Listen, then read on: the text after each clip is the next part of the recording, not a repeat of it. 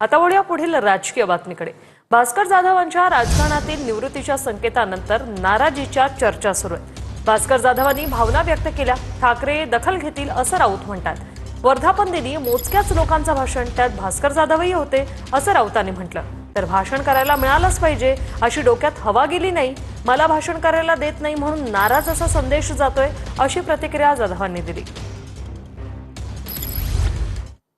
अशा प्रकारचं जर स्वतःचे काही मन मोकळं करायचं असेल तर ते पक्षाच्या व्यासपीठावर करायला काहीच हरकत नाही। ते आमचे एक जवळचे सहकारी आहेत, आमचे मित्र आहेत। आपण पाहिलं असेल की त्यांना शिवसेनेच्या वर्धापन दिनी व्यासपीठावर जे मोजक्या लोकांनी भाषण केलं त्यात भास्करराव जाधव सुद्धा होते आणि त्यांना जे म्हणायचं आहे ते सातत्यानं ठामपणे ते आपल्या भूमिका पक्षामध्ये मांडत असतात, यापुढे मांडतील। ठीक आहे, त्यांनी त्यांच्या भावना व्यक्त केल्या असतील, पक्षप्रमुख त्याची दखल घेतील।